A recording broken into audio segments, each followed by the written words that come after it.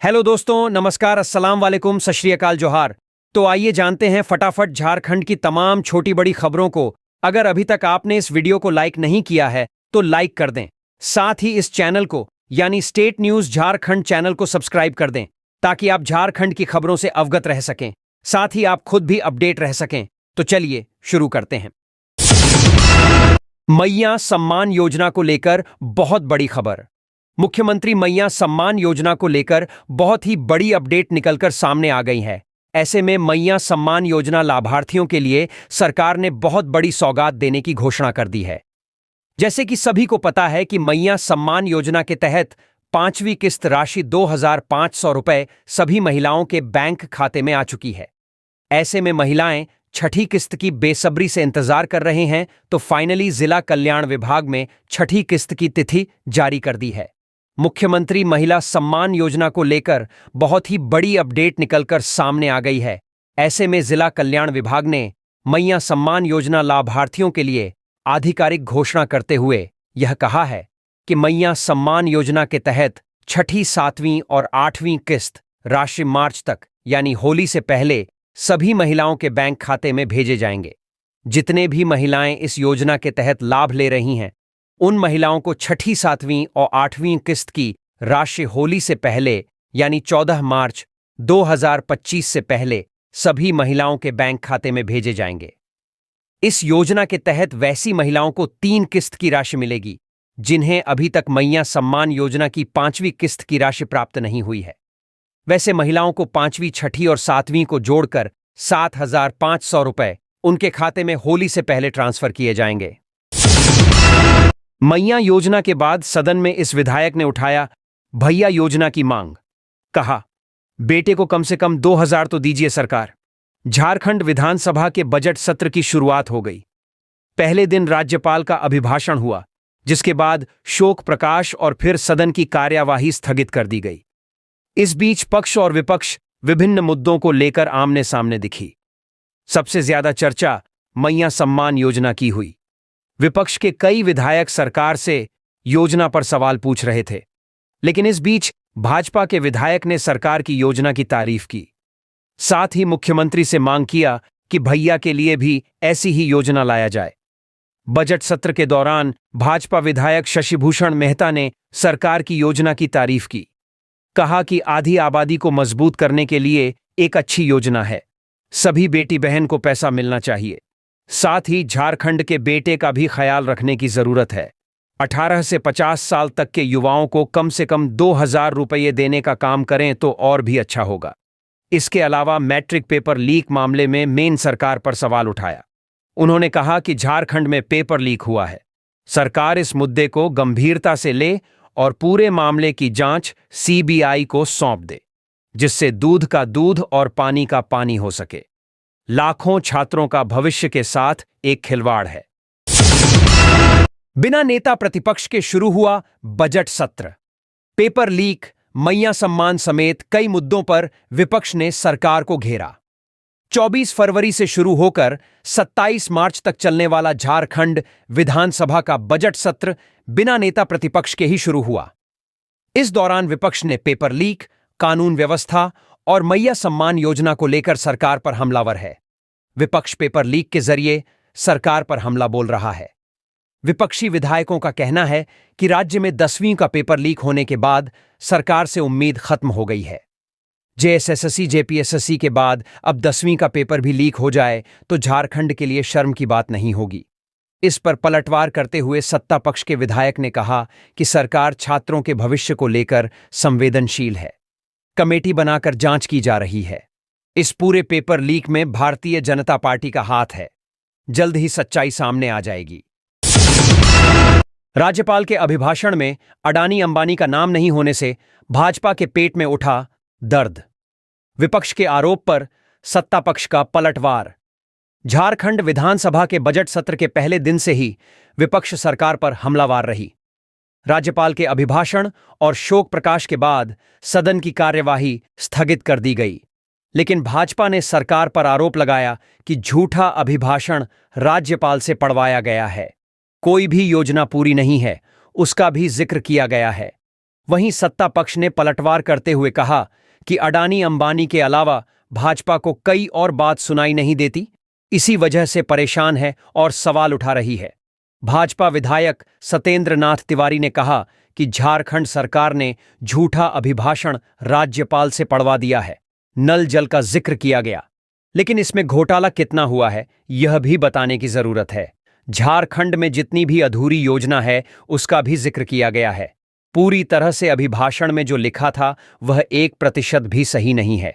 वहीं इस पर पलटवार करते हुए कांग्रेस विधायक दल के नेता प्रदीप यादव ने कहा कि भाजपा को पेट में दर्द इसलिए हो रही है क्योंकि अभिभाषण में कहीं भी अडानी और अंबानी का नाम नहीं था। इस सरकार में आदिवासी, अल्पसंख्यक, दलित की बात होती है, उनका काम किया है। सरकार अपने वादे के मुताबिक काम कर रही है। सरकार पर बिफरे जयराम, कहा सुलझाने के बदले उलझाने में लगी है सरकार। 10वीं का पेपर लीक होना खड़ा कर रही बड़ा सवाल। झारखंड विधानसभा के बजट सत्र में जयराम महतो ने मैया सम्मान और पेपर लीक पर सरकार को घेरते दिखे। सदन पहुंचे जयराम महतो ने कहा कि बच्चे हताश और निराशा है। 10वीं का पेपर लीक हो जाना अपने आप में बड़ा सवाल सरकार पर खड़ा होता है। 10वीं के पेपर लीक मामले में बच्चे हर दिन पूछते हैं उनका क्या होगा। सरकार वही अपना पुराना बयान देती है, जांच चल रही है, लेकिन इसका जवाब कोई नहीं देता कि हर बार पेपर लीक क्यों हो जाता है। जयराम महतो ने कहा कि मैया सम्मान योजना को लेकर बड़े ढिंढोरा पीटे गए थे, लेकिन छठी और 7वीं किस्त का इंतजार राज्य की बेटी बहन कर रही है। पैसा कब आएगा और क्यों रुका है, इसका जवाब सरकार के पास नहीं है। सरकार सिर्फ उलझाने में लगी हुई है। राज्यपाल के अभिभाषण के दौरान भाजपा का हंगामा। झारखंड विधानसभा का बजट सत्र सोमवार को नेता प्रतिपक्ष के बिना ही शुरू हो गया। राज्यपाल ने जोहार के साथ अपना अभिभाषण शुरू किया और सभी सदस्यों का स्वागत किया। साथ ही उन्होंने नव वर्ष की बधाई और शुभकामनाएं दी। साथ ही उन्होंने सभी विधायकों से राज्य के विकास के लिए रचनात्मक भूमिका निभाने की अपेक्षा की। संतोष कुमार ने कहा कि सभी सदस्यों के महत्वपूर्ण सुझाव और विमर्श से झारखंड की प्रगति को बल मिलेगा। उन्होंने झारखंड विधानसभा चुनाव के सफल आयोजन के लिए सभी को बधाई दी। राज्यपाल अपने अभिभाषण के दौरान सरकार की उपलब्धि और प्राथमिकताओं को गिना रहे थे। इस दौरान मुख्य विपक्षी पार्टी भाजपा ने जमकर विरोध किया। भाजपा के वरिष्ठ विधायक सीपी सिंह ने कहा कि राज्यपाल महोदय से झूठ बोलवाया जा रहा है, जो बातें कही जा रही हैं वो असत्य है। नेता प्रतिपक्ष के बिना बजट सत्र शुरू। नेता प्रतिपक्ष के बिना ही झारखंड विधानसभा का बजट सत्र सोमवार से शुरू हो गया। चुनाव परिणाम आने के 3 माह बाद भी विपक्षी पार्टी भाजपा अपना नेता नहीं चुन पाया। बजट सत्र के पहले दिन 21 नए सदस्यों ने हिस्सा लिया। 20 दिन चलेगा झारखंड विधानसभा का बजट सत्र। बता दें कि झारखंड विधानसभा का बजट सत्र 24 फरवरी से 27 मार्च तक चलेगा। इस सत्र में सदन कुल 20 दिन चलेगा, जिसमें जेपीएससी के अध्यक्ष की नियुक्ति, पेपर लीक सहित अन्य मसलों पर विपक्ष सत्ता पक्ष को घेरने की रणनीति तैयार की है। इस सत्र में सरकार विभिन्न महत्वपूर्ण मुद्दों पर चर्चा के साथ साथ वित्तीय वर्ष 2025 से 26 का बजट भी पेश किया जाएगा। बजट सत्र का कार्यक्रम: पहला दिन राज्यपाल का अभिभाषण और नए सदस्यों का शपथ ग्रहण होगा। 25 से 27 फरवरी तक राज्यपाल के अभिभाषण पर वाद विवाद होगा। 28 फरवरी को सरकार तीसरा अनुपूरक बजट पेश करेगी। 3 मार्च को वित्त मंत्री राधाकृष्ण किशोर वित्तीय वर्ष 2025 से 26 के लिए बजट पेश करेंगे। बजट सत्र से पहले नेता प्रतिपक्ष का चयन नहीं हो सका है। बजट सत्र, अवकाश और महत्वपूर्ण तिथि अवकाश की तिथियां: 8 मार्च को अवकाश रहेगा, 9 मार्च को अवकाश रहेगा, 16 मार्च को अवकाश रहेगा, 22 मार्च को अवकाश रहेगा और 23 मार्च को अवकाश रहेगा। महत्वपूर्ण तिथियां: 25 मार्च को आवश्यक राजकीय विधेयक प्रस्तुत किए जाएंगे। 26 मार्च को आवश्यक राजकीय विधेयक प्रस्तुत किए जाएंगे। 27 मार्च को गैर सरकारी अपना उत्तर देगी। सीएम का विधायकों को निर्देश सत्र के लिए पूरी तैयारी के साथ आएं। गौरतलब है कि बजट सत्र को लेकर रविवार को मुख्यमंत्री हेमंत सोरेन की अध्यक्षता में सत्ता पक्ष के विधायकों की एक महत्वपूर्ण बैठक आयोजित की गई थी। बैठक में मुख्यमंत्री ने विधायकों को निर्देशित किया कि वे सत्र के लिए पूरी तैयारी के साथ आएं। उन्होंने नए विधायकों को भी प्रेरित किया कि वे अपनी बात मजबूती से रखें और सत्र के दौरान सदन में सक्रिय रूप से भाग लें। भ्रष्टाचार के मामले में प्राथमिकी दर्ज करने से पहले प्रारंभिक जांच जरूरी नहीं। भ्रष्टाचार के मामले में किसी लोक सेवक के खिलाफ प्राथमिकी दर्ज करने से पहले प्रारंभिक जांच जरूरी नहीं है। सुप्रीम कोर्ट के न्यायाधीश दीपांकर दत्ता और संदीप मेहता की पीठ ने कर्नाटक सरकार बनाम डीएन सुधाकर रेड्डी की याचिका पर सुनवाई के दौरान यह आदेश दिया है। सुप्रीम कोर्ट के इस फैसले का असर सरकारी नौकरी कर रहे उन तमाम सरकारी कर्मियों पर पड़ेगा जो भ्रष्टाचार के आरोपी हैं और जिनके खिलाफ लंबे समय से प्रारंभिक जांच चल रही है। अब ऐसे सरकारी कर्मियों के खिलाफ सीधे प्राथमिकी दर्ज की जा सकती है। लोकपाल ने भ्रष्टाचार से जुड़े मामले एक लोक सेवक के खिलाफ आय से अधिक संपत्ति अर्जित करने के आरोपों की सुनवाई के बाद भ्रष्टाचार निवारण अधिनियम की विभिन्न धाराओं के तहत प्राथमिकी दर्ज करने का आदेश दिया था। इसके आलोक में थाने में प्राथमिकी दर्ज की गई। प्राथमिकी दर्ज होने के बाद लोक सेवक ने इसे हाई कोर्ट में चुनौती दी। सुनवाई के दौरान यह दलील दी कि भ्रष्टाचार निवारण अधिनियम में लोक सेवकों के खिलाफ प्राथमिकी दर्ज करने से पहले प्रारंभिक जांच करने का प्रावधान है। उसके खिलाफ प्राथमिकी दर्ज करने में इस प्रावधान का उल्लंघन किया गया है। मामले की सुनवाई के बाद हाई कोर्ट ने प्राथमिकी रद्द करने का आदेश दिया। इसके बाद कर्नाटक सरकार ने सुप्रीम कोर्ट में अपील दायर की। सुप्रीम कोर्ट में सरकार की याचिका पर सुनवाई के दौरान इस बिंदु पर विचार किया गया कि क्या प्राथमिकी दर्ज करने से पहले प्रारंभिक जांच जरूरी है। न्यायालय ने सभी पक्षों की दलील सुनने और पूर्व में दिए गए फैसलों की व्याख्या की। न्यायालय ने अपने फैसले में कहा कि भ्रष्टाचार के मामले में लोक सेवकों को खिलाफ प्राथमिकी दर्ज करने से पहले प्रारंभिक जांच जरूरी नहीं है। लोक सेवक भी प्रारंभिक जांच की मांग नहीं कर सकते हैं। तेलंगाना टनल हादसे में फंसे झारखंड के श्रमिकों पर सरकार की है नजर। सीएम हेमंत सोरेन। तेलंगाना के नागर कुर्नूल जिले में Srisailam left bank canal tunnel हादसे में फंसे झारखंड के श्रमिकों को जल्द ही लाया जाएगा। राज्य सरकार के द्वारा इस मामले में लगातार तेलंगाना सरकार से संपर्क किया जा रहा है। मुख्यमंत्री हेमंत सोरेन ने इस संबंध में विधानसभा परिसर में मीडिया कर्मियों द्वारा पूछे गए सवाल का जवाब देते हुए कहा कि राज्य के आला अधिकारी लगातार तेलंगाना के मुख्य सचिव एवं अन्य पदाधिकारियों के संपर्क में हैं। इस संबंध में जल्द ही स्थिति स्पष्ट हो जाएगी। गौरतलब है कि घटना की सूचना मिलने के बाद से राज्य प्रवासी नियंत्रण कक्ष के द्वारा तेलंगाना सरकार से लगातार संपर्क किया जा रहा है। एक अन्य सवाल का जवाब देते हुए मुख्यमंत्री हेमंत सोरेन ने कहा कि विधानसभा के बजट सत्र की सोमवार से शुरुआत हुई है। अभी आने वाले समय में बहुत कुछ देखने को मिलेगा। उन्होंने कहा कि बजट सत्र कैसा होगा इसके लिए मीडिया को बने रहने की जरूरत है। केंद्र पर बकाया राशि से केंद्रीय मंत्री गजेंद्र सिंह शेखावत और अन्नपूर्णा देवी के इनकार किए जाने पर मुख्यमंत्री ने संयमित प्रतिक्रिया देते हुए कहा कि यह उनका विभाग नहीं है। Srisailam left bank canal tunnel हादसे में झारखंड, उत्तर प्रदेश, जम्मू कश्मीर और पंजाब के मजदूर फंसे हुए हैं।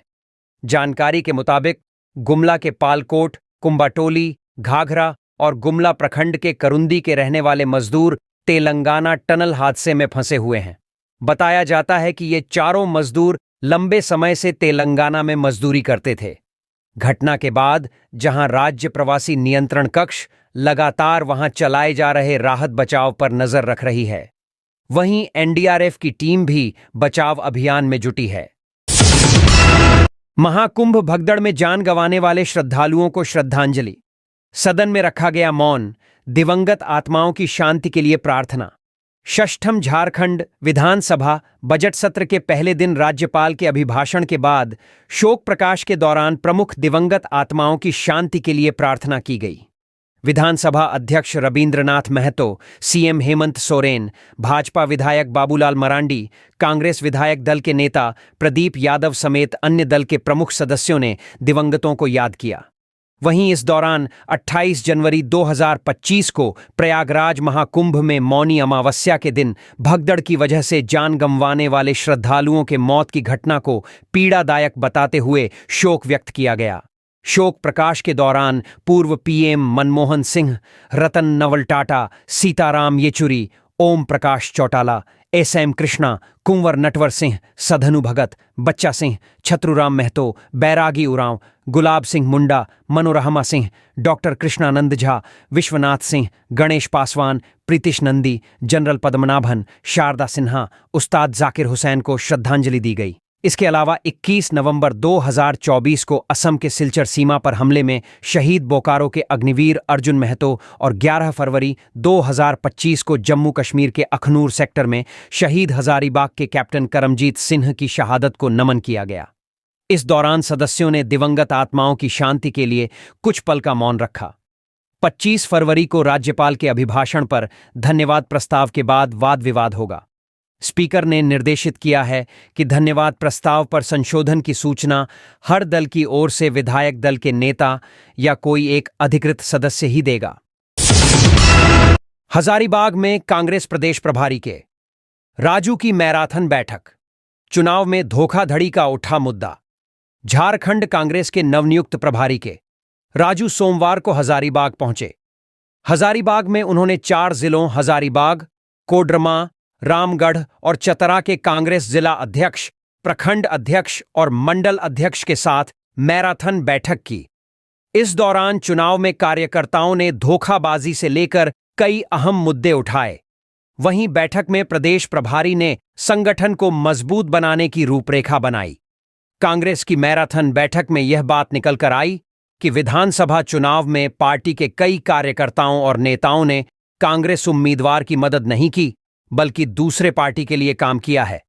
इसे लेकर अब प्रदेश प्रभारी के राजू ने विश्वास दिलाया है कि वैसे लोगों को चिह्नित कर उनके खिलाफ कार्रवाई की जाएगी, ताकि आने वाले दिनों में इस तरह की बात फिर से ना हो। बैठक में कार्यकर्ताओं ने उचित सम्मान नहीं मिलने का मामला उठाया है। कार्यकर्ताओं ने कहा कि प्रशासन भी उन्हें तरजीह नहीं दे रहा है। इस पर प्रदेश प्रभारी ने कहा कि 20 सूत्री को अच्छी तरह से काम करना होगा। 20 सूत्री के सदस्यों को प्रशासन और कार्यकर्ताओं के बीच की कड़ी का काम करना होगा। कार्यकर्ता कोई समस्या लेकर प्रशासन के पास जाते हैं तो उनकी समस्या का समाधान सुनिश्चित हो, यह बेहद जरूरी है। राजू ने मीडिया से बातचीत में कहा कि 4 जिले के जिला अध्यक्ष और प्रखंड अध्यक्ष के साथ वार्ता की गई है। सभी कार्यकर्ताओं की समस्या सुनी गई है।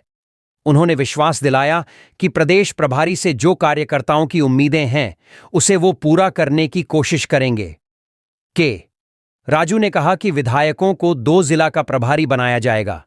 सभी कांग्रेस विधायक महीने में एक बार कार्यकर्ताओं और प्रशासन के साथ बैठक करेंगे। 4 मंत्रियों को भी जिम्मेवारी सौंपी गई है। वहीं बड़कागांव की पूर्व विधायक अंबा प्रसाद ने बैठक के दौरान कार्यकर्ताओं और बड़े नेताओं पर विश्वासघात का आरोप लगाते हुए सवाल उठाए। उन्होंने कहा कि कई ऐसे बिंदु हैं जो हार की वजह बनी हैं। कांग्रेस प्रभारी ने हजारीबाग और चतरा में हार के कारणों की समीक्षा की तो दूसरी ओर कार्यकर्ताओं और नेताओं को इस सरकार में बढ़ चढ़कर काम करने की अपील की है, ताकि सरकार और पार्टी की छवि अच्छी बन सके। पलामू में 363 युवाओं को मिला जॉब ऑफर लेटर। 1440 युवाओं ने दिया था आवेदन। जनजातीय गौरव दिवस के मौके पर पलामू में आयोजित रोजगार मेले में 363 युवाओं को जॉब ऑफर लेटर दिया गया, जबकि जॉब के लिए कुल 1440 युवाओं का रजिस्ट्रेशन हुआ था। रजिस्ट्रेशन के बाद 754 युवाओं को जॉब के लिए शॉर्ट लिस्ट किया गया था। बाकी के रजिस्ट्रेशन की जांच के बाद उन्हें भी जॉब ऑफर लेटर दिया जाएगा। पलामू के मेदिनीनगर में झारखंड लाइवलीहुड प्रमोशन सोसाइटी के द्वारा रोजगार सृजन मेले का आयोजन किया गया। रोजगार मेले का उद्घाटन पलामू के डीसी शशिरंजन और उप विकास आयुक्त शब्बीर अहमद ने किया। रोजगार सृजन मेले में देश के विभिन्न क्षेत्रों की 25 से अधिक कंपनियों ने भाग लिया। रोजगार सृजन मेले में भाग लेने वाले युवाओं को संबोधित करते हुए पलामू के डीसी शशिरंजन ने कहा कि सफलता के लिए इंफॉर्मेशन, एनालिसिस एवं एप्लीकेशन जरूरी है। इसका कोई शॉर्टकट तरीका नहीं है। डीसी ने कहा कि एआई तकनीक, चैट जीपीटी के प्रयोग एवं उसके सकारात्मक प्रभाव ने जीवन को बेहतर बनाने हेतु प्रेरित किया। आप इनका सकारात्मक प्रयोग करके अपने जीवन में आगे सकते हैं। रोजगार मेले को पलामू के उप विकास आयुक्त शब्बीर अहमद, सूचना एवं जनसंपर्क पदाधिकारी असीम कुमार, जिला श्रम पदाधिकारी एतवारी महतो और जेएसएलपीएस डीपीएम अनीता केरकेट्टा ने संबोधित किया। रोजगार मेले में झारखंड लाइवलीहुड प्रमोशन सोसाइटी से प्रशिक्षण प्राप्त करने वाले कई युवाओं ने भी भाग लिया। मार्च तक चुना जाएगा भाजपा का नया प्रदेश अध्यक्ष। संगठनात्मक चुनाव को लेकर हुई अहम बैठक। प्रदेश भाजपा का सांगठनिक चुनाव मार्च के अंत तक पूरा हो जाएगा। सांगठनिक चुनाव को उत्सव के रूप में मना रही प्रदेश भाजपा ने 24 फरवरी को एक महत्वपूर्ण बैठक की, जिसमें भाजपा के राष्ट्रीय महामंत्री व चुनाव अधिकारी सुनील बंसल, लोकसभा में पार्टी के मुख्य सचेतक व चुनाव अधिकारी संजय जायसवाल के अलावा प्रदेश भाजपा अध्यक्ष बाबूलाल मरांडी, राज्यसभा सांसद आदित्य साहू, प्रदेश संगठन महामंत्री कर्मवीर सिंह समेत अन्य नेता मौजूद रहे। प्रदेश भाजपा कार्यालय में हुई इस बैठक का संचालन गणेश मिश्रा ने विषय प्रवेश कराकर किया। बैठक के बाद पत्रकारों को जानकारी देते हुए भाजपा के राष्ट्रीय महामंत्री सुनील बंसल ने कहा कि अब तक देश भर में सदस्यता अभियान के तहत 13 करोड़ से अधिक सदस्य बनाए जा चुके हैं। झारखंड में चुनाव के बाद सदस्यता अभियान शुरू हो गया है, जिसमें सामान्य सदस्य, सक्रिय सदस्य बनाने के बाद अब हमने बूथ कमेटी व मंडल का काम शुरू कर दिया है। मार्च तक संगठनात्मक पर्व का काम पूरा हो जाएगा। प्रदेश अध्यक्ष के चयन पर सुनील बंसल ने कहा कि हम होली तक इस प्रक्रिया को पूरा करने का प्रयास करेंगे। आगे इस पर केंद्र जो भी फैसला ले। सांसद संजय जायसवाल ने संबोधित करते हुए कहा कि झारखंड में भाजपा के पास संगठन का मजबूत जनाधार है। संगठन के तहत इसे और व्यापक बनाने की प्रक्रिया चल रही है। संगठन भावी कार्यकर्ताओं के निर्माण का उत्सव है। यही कार्यकर्ता पार्टी के विचारों, नीतियों और कार्यक्रमों को धरातल पर ले जाते हैं, जो एक बड़ा माध्यम है। सांसद आदित्य साहू ने बैठक में लिए गए निर्णय की जानकारी देते हुए कहा कि संगठन के माध्यम से होने वाले आंतरिक चुनाव मार्च के अंत तक पूरे कर लिए जाएंगे। उन्होंने कहा कि भाजपा वंशवाद की पार्टी नहीं है, बल्कि चुनाव कार्यकर्ताओं द्वारा होता है। मार्च तक बूथ, मंडल और जिला स्तरीय कमेटियों का चुनाव कर लेना है। इसके लिए मार्गदर्शन मिल चुका है। इसे पूरा करने के लिए सभी लोग समर्पित भाव से लगे हुए हैं। नेता प्रतिपक्ष नहीं चुने जाने पर मंत्री इरफान अंसारी का बीजेपी पर तंज। बोले, भाजपा को जनता हित नहीं, सिर्फ स्वार्थ चाहिए। झारखंड सरकार के स्वास्थ्य मंत्री अक्सर अपने बयानों को लेकर सुर्खियों में रहते हैं। स्वास्थ्य मंत्री इरफान अंसारी ने झारखंड विधानसभा में अब तक नेता प्रतिपक्ष और भाजपा विधायक दल के नेता का चयन नहीं किए जाने पर भाजपा पर तंज कसा है। उन्होंने कहा कि भाजपा को सदन और आम जनता के हित से कोई लेना देना नहीं है। सत्ताधारी दल विपक्ष की भूमिका निभाएगा। मंत्री इरफान अंसारी ने भाजपा पर तंज कसते हुए तीखी प्रतिक्रिया दी है। उन्होंने कहा कि बजट सत्र शुरू होने वाला है, लेकिन अब तक भाजपा अपने विधायक दल का नेता नहीं चुन पाई है। उन्होंने भाजपा पर आरोप लगाते हुए कहा कि भाजपा को अपने स्वार्थ के अलावा सदन और आम जनता के हित से कोई लेना देना नहीं है। भाजपा सिर्फ राजनीति करती है। स्वास्थ्य मंत्री इरफान अंसारी ने कहा कि भाजपा का एकमात्र काम बांग्ला भाषी लोगों को बांग्लादेशी कहना है। स्वास्थ्य मंत्री ने कहा कि भाजपा को सदन और आम जनता से कोई लेना देना नहीं है। उन्होंने कहा कि सदन में जनता की समस्याओं की आवाज कौन उठाएगा। विपक्षी दल के नेता सरकार को आईना दिखाते हैं। स्वास्थ्य मंत्री ने कहा कि झारखंड विधानसभा का बजट सत्र शुरू होने वाला है। जनता ने हेमंत सोरेन पर भरोसा जताया है। भाजपा पर टिप्पणी करते हुए उन्होंने कहा कि अगर भाजपा की संख्या बल कम है तो सत्ता पक्ष ही विपक्ष की भूमिका निभाएगा। स्वास्थ्य मंत्री ने कहा कि इस विधानसभा चुनाव में भाजपा को जो आंकड़ा मिला है वह अगले विधानसभा चुनाव में उस आंकड़े को पार नहीं कर पाएगी। भाजपा ने राज्यपाल के अभिभाषण को बताया दिशाहीन। बाबूलाल मरांडी ने कहा, सत्ता पक्ष में नहीं दिखा कोई उत्साह। झारखंड विधानसभा के बजट सत्र के पहले दिन मुख्य विपक्षी दल भाजपा ने राज्यपाल संतोष गंगवार के अभिभाषण को दिशाहीन करार दिया है। पूर्व मुख्यमंत्री चंपाई सोरेन ने कहा कि अभिभाषण में झूठ ज्यादा था। राज्यपाल को दिशाहीन बजट पढ़ने के लिए मजबूर किया गया। वहीं पूर्व मुख्यमंत्री और भाजपा के प्रदेश अध्यक्ष बाबूलाल मरांडी ने कहा कि बजट सत्र में राज्यपाल के अभिभाषण के दौरान सत्ताधारी दलों के विधायकों में कोई उत्साह नहीं दिखा। बाबूलाल मरांडी ने कहा कि मुख्यमंत्री हेमंत सोरेन भी अभिभाषण के दौरान उत्साहित नहीं दिखे। जिस तरह से लोकसभा में राष्ट्रपति के अभिभाषण के दौरान मेज थपथपाकर लोगों का उत्साहवर्धन किया जाता है, वैसा आज कहीं नहीं दिखा। भाजपा विधायक सत्येंद्र नाथ तिवारी ने कहा कि राज्यपाल से भ्रष्टाचार की भेंट छड़ी योजनाओं के बारे में भी बताने को कहा गया। इसका उदाहरण यह है कि राज्यपाल से हर घर नल जल योजना का जिक्र करने को कहा गया, जबकि पश्चिम बंगाल के बाद झारखंड में यह सबसे ज्यादा फ्लॉप रही है। वहीं नेता प्रतिपक्ष नहीं चुने जाने के सवाल पर बाबूलाल मरांडी ने कहा कि सरकार राज्य के विकास और संवैधानिक आयोगों के गठन को लेकर गंभीर नहीं है। उन्होंने कहा कि पिछली बार 4 साल तक नेता प्रतिपक्ष रहने के बावजूद इन लोगों ने मामले को लंबित रखा।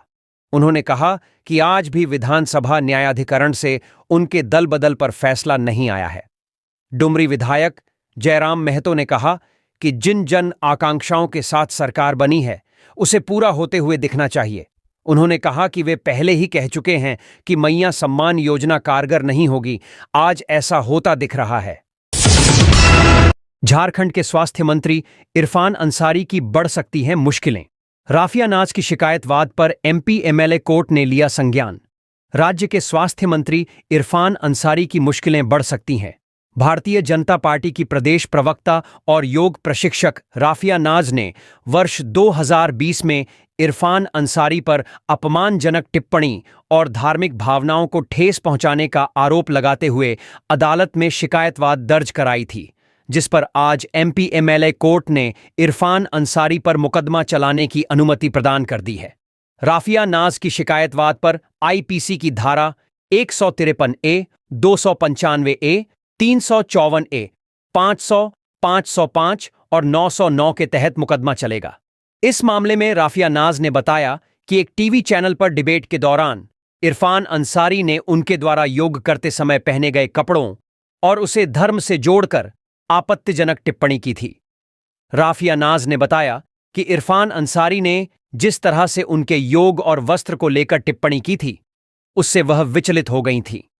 आज जब कोर्ट ने मंत्री इरफान अंसारी के खिलाफ मुकदमा चलाने की अनुमति दे दी है, तो अब उन्हें न्याय मिलने की आस जगी है। राफिया नाज ने बताया कि इरफान अंसारी की आपत्तिजनक टिप्पणी के बाद उन्हें काफी प्रताड़ना झेलनी पड़ी है। अगस्त 2020 में योग शिक्षिका राफिया नाज द्वारा निचली अदालत के दर्ज की गई शिकायतवाद पर आज संज्ञान ले लिए जाने के फैसले पर मीडिया द्वारा पूछे जाने पर डॉक्टर इरफान अंसारी से उनका पक्ष जानने की कोशिश की, तो उन्होंने अदालत में चल रहे मामले पर कुछ कहने से बचते हुए सिर्फ इतना कहा कि सुर्खियों में बने रहने के लिए मेरे खिलाफ शिकायतवाद दर्ज कराई गई थी।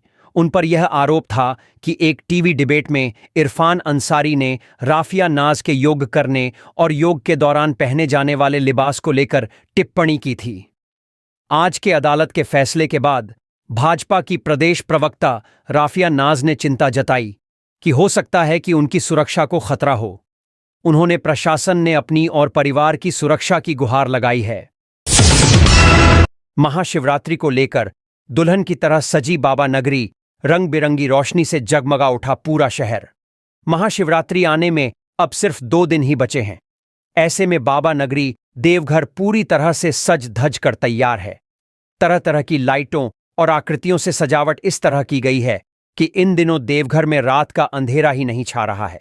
शाम होते ही देवघर के विभिन्न चौक चौराहों पर कई आकृतियों की तस्वीरें दिखने लगती हैं, जो रात में देवघर शहर की खूबसूरती में 4 चांद लगा रही हैं।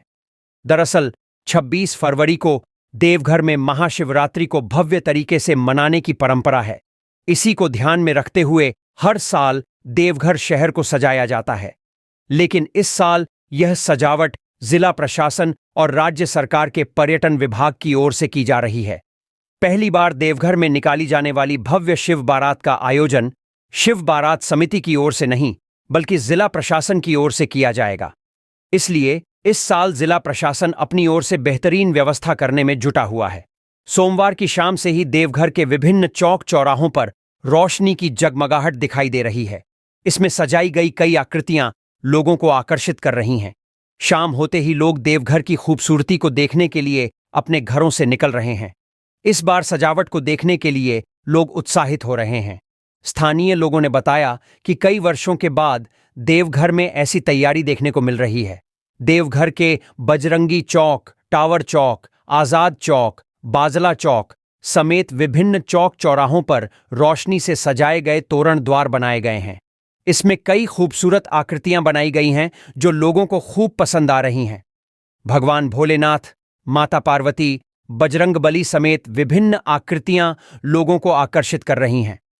देवघर शहर की सजावट को देखने के लिए लोग देर शाम तक सड़क पर घूम रहे हैं।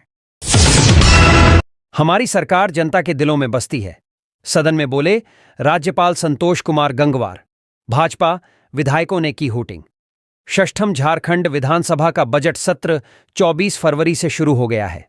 पहले दिन राज्यपाल संतोष कुमार गंगवार ने अपने अभिभाषण के जरिए सरकार की उपलब्धियां और भविष्य की योजनाओं का खाका रखा। करीब 1 घंटा के संबोधन में राज्यपाल ने कहा कि हमारी सरकार जनता के दिलों में बसती है।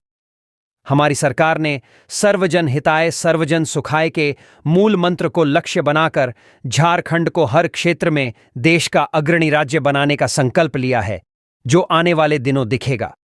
उन्होंने कहा कि अबुआ आवास और मैया सम्मान जैसी योजनाओं के लाभार्थी अपने जीवन में आए बदलाव की कहानी सुना रहे हैं। राज्यपाल ने मुख्यमंत्री मैया सम्मान योजना का जिक्र करते हुए कहा कि दिसंबर 2024 तक 56,61,000 महिलाओं के खाते में 3,252 करोड़ से अधिक ट्रांसफर की जा चुकी है। दिसंबर माह से लाभुकों को 2,500 रुपये दिए जा रहे हैं।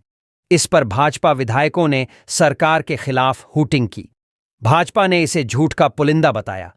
राज्यपाल संतोष कुमार गंगवार ने कहा कि बेरोजगार युवाओं को निजी प्रतिष्ठानों में रोजगार के अवसर के उद्देश्य से 81 भर्ती कैंप और 63 रोजगार मेला का आयोजन हो चुका है। इसके जरिए 8,499 युवाओं को रोजगार के लिए चुना गया है।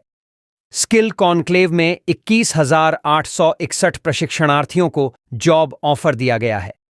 राज्यपाल ने कहा कि सरकारी क्षेत्र में रोजगार के लिए काम चल रहा है। अब तक कुल 48,504 रिक्त पदों पर नियुक्ति की अधियाचना जेएसएससी को भेजी गई है। इनमें से 46,552 रिक्त पदों पर नियुक्ति के लिए आयोग द्वारा विज्ञापन प्रकाशित किया जा चुका है। राज्यपाल संतोष कुमार गंगवार ने अपने अभिभाषण में कहा कि झारखंड कृषि ऋण माफी योजना के तहत वित्तीय वर्ष 2024 से 25 में 1.82 लाख किसानों का 4 करोड़ 3 लाख का ऋण माफ किया गया है। राज्यपाल ने कहा कि वर्तमान वित्तीय वर्ष में 2 लाख रुपए तक के स्टैंडर्ड ऋणी कृषकों के लिए ऋण माफी योजना शुरू की गई है। अब तक 1.7 लाख किसानों का 366 करोड़ रुपए का ऋण माफ किया जा चुका है। 100% अनुदान पर 1.65 लाख किसानों के बीच बीज का वितरण हुआ है। सरकार दुग्ध उत्पादन को बढ़ावा दे रही है। इस वित्तीय वर्ष में दुग्ध उत्पादकों को 5 रुपये प्रति लीटर की दर से कुल 47 करोड़ रुपए की प्रोत्साहन राशि दी जा चुकी है। मुख्यमंत्री पशुधन विकास के तहत 129 करोड़ की राशि वितरित की जा रही है। उन्होंने कहा कि अनाज भंडारण क्षमता बढ़ाने के लिए गोदामों का निर्माण हो रहा है। राज्यपाल ने कहा कि इस वर्ष भ्रष्टाचार के आरोपों में कुल 59 केस दर्ज किए गए हैं। इनमें से 42 केस का निष्पादन हो चुका है, जबकि 52 को ट्रैप किया गया है। इस मामले में कुल 56 लोक सेवकों को गिरफ्तार किया गया है। राज्यपाल ने कहा कि वर्ष 2024 में 248 नक्सलियों को गिरफ्तार किया गया है।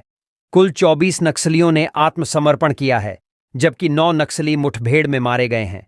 साथ ही 154 संगठित गिरोह के अपराधियों को गिरफ्तार किया गया है।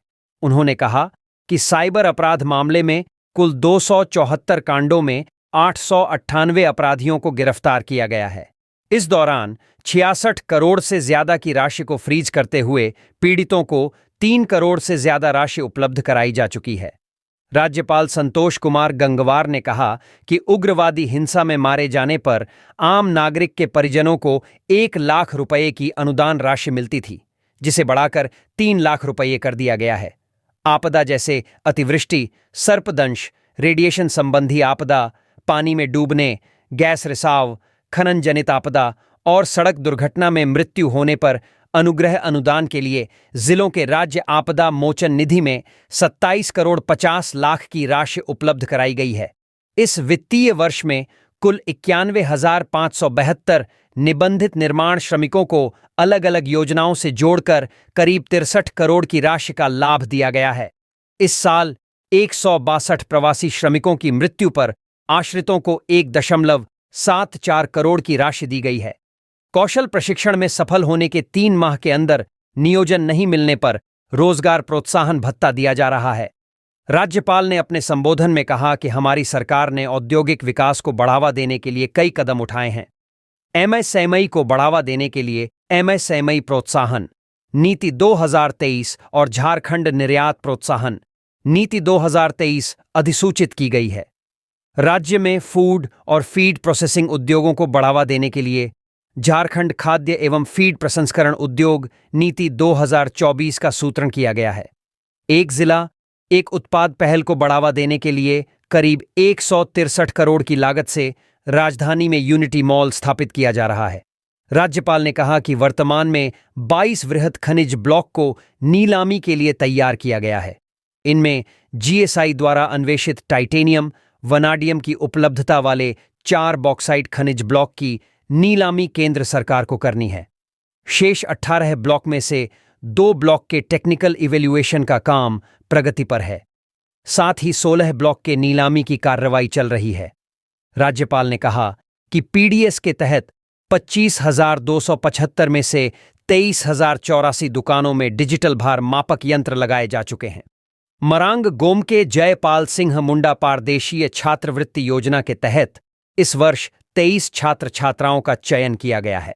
झारखंड प्री मैट्रिक छात्रवृत्ति नियमावली 2024 के तहत छात्रवृत्ति की न्यूनतम राशि 500 रुपये से 2,250 की दर को बढ़ाकर 1,500 रुपये से 4,500 रुपये कर दिया गया है। इस वर्ष 23.28 लाख छात्र छात्राओं के बीच करीब 483 करोड़ रुपए डीबीटी किया जा चुका है। राज्यपाल ने कहा कि उनकी सरकार नेत्रहाट आवासीय विद्यालय की तर्ज पर बोकारो, पश्चिमी सिंहभूम और दुमका में आवासीय विद्यालय खोलने जा रही है। हेल्थ सिस्टम को लेकर सरकार गंभीर है। सभी सदर अस्पतालों में डायलिसिस हो रही है। बीपीएल की डायलिसिस मुफ्त में होती है। मुख्यमंत्री अबुआ स्वास्थ्य सुरक्षा योजना के तहत लाल, पीला और हरा कार्डधारियों को हर साल 15 लाख रुपए तक की चिकित्सा सेवा दी जा रही है। राज्य में 200 यूनिट तक मुफ्त बिजली की सुविधा दी जा रही है। राज्य में Jharkhand flying institute, air ambulance service, Deoghar में विमान सेवा विस्तार के अलावा गिरिडीह में रनवे विस्तार किया जा रहा है। तो ये थी आज की कुछ मुख्य बड़ी खबरें। जुड़े रहे इस चैनल के साथ। ऐसे ही आपको इस चैनल के माध्यम से झारखंड की तमाम छोटी बड़ी खबरों का अपडेट मिलता रहेगा। मिलते हैं फिर से अगले वीडियो में। तब तक हमें इजाजत दीजिए। जोहार।